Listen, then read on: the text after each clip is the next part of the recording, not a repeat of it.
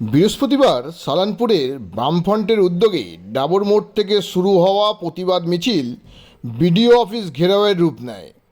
যুবক, কৃষক, মহিলাসহ বিভিন্ন বাম সংগঠনের প্রতিনিধিরা 10 দফা দাবি সম্বলিত একটি স্মারকলিপি বিডিও দেবাঞ্জন বিশ্বাসের হাতে তুলে দেন। দাবিগুলির মধ্যে রয়েছে প্রধানমন্ত্রীর আবাস যোজনায় স্বচ্ছতা ও তালিকা সংশোধন, বেআইনি পাট্টা বন্ধ, 100 দিনের কাজের সম্প্রসারণ ও মজুরি বৃদ্ধি, কলা শ্রম কোড বাতিল, আইন শৃঙ্খলার উন্নতি, বয়স্কদের পেনশন পুনর্বহাল, বন্ধ কারখানা চালু ও যুব কর্মসংস্থান, এছাড়া সিলিকোসিস প্রতিরোধ, মৎস্যজীবীদের সরকারি সুবিধা এবং পানীয় জল, রাস্তা, নালা সংস্কারের সমাধান। এ নিয়ে বাম নেত্রী শিপ্রা মুখার্জি বলেন, কেন্দ্র ও রাজ্য সরকারের জনবিরোধী নীতির বিরুদ্ধে এবং জনগণের জ্বলন্ত সমস্যা সমাধানে আমাদের এই আন্দোলন অব্যাহত থাকবে। গ্রামাঞ্চল শিল্পাঞ্চলের খবর, ব্যুরো রিপোর্ট।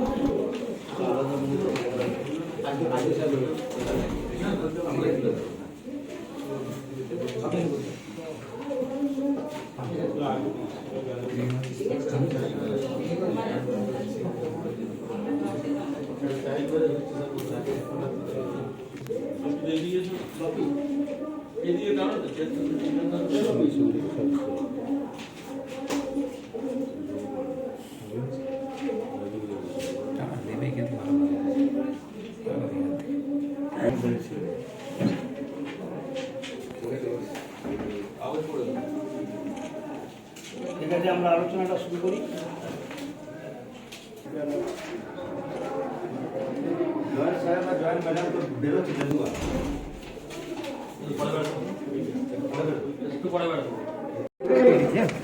মানুষের খাবার আমরা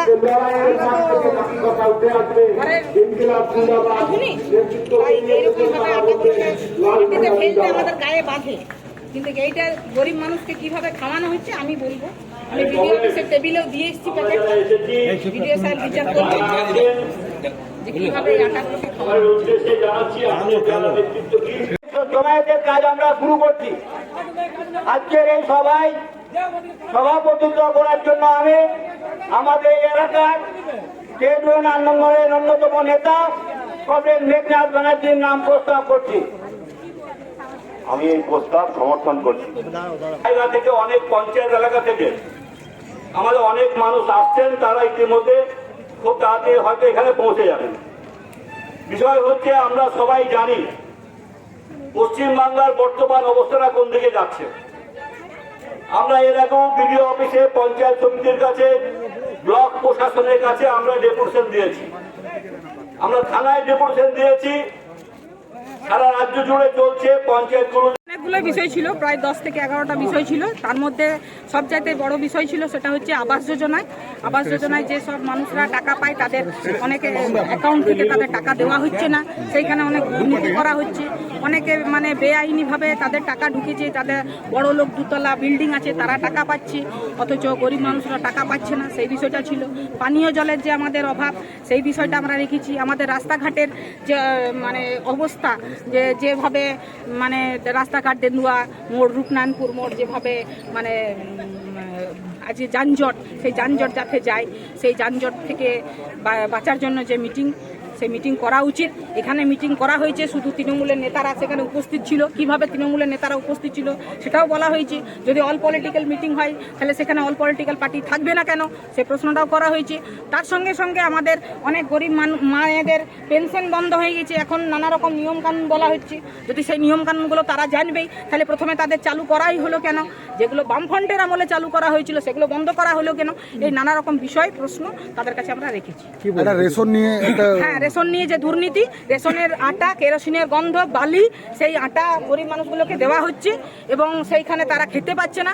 সেই 2 প্যাকেট আটাও নিয়ে এসেছি, বিডিও সাহেবকে দেখাও হলো, বিডিও সাহেব স্বীকারও করলো যে হ্যাঁ কেরোসিনের গন্ধ এবং সেখানে বালি আছে, সেটা স্বীকারও করেছে। দেখছি তো মানে ইয়ে করে কি আশ্বাস পেলেন, কি বললেন? কিছু কিছু জায়গায় অ্যাকশন নেবার জন্য আশ্বাস দিলেন, যেগুলো ওনার এখতিয়ারের মধ্যে আছে সেগুলো উনি আশ্বাস দিলেন, হ্যাঁ আমরা অ্যাকশনের মধ্যে যাব। আর যদি অ্যাকশনে না যাই তাহলে আমাদের বৃহত্তর আন্দোলনে আমাদের যেতে হবে। আমরা দেখব 1 সপ্তাহের ভেতরে সেখানে উনি অ্যাকশন নিচ্ছেন কি নিচ্ছেন না। 10 দফা দাবি নিয়ে ডেপুটেশন ছিল।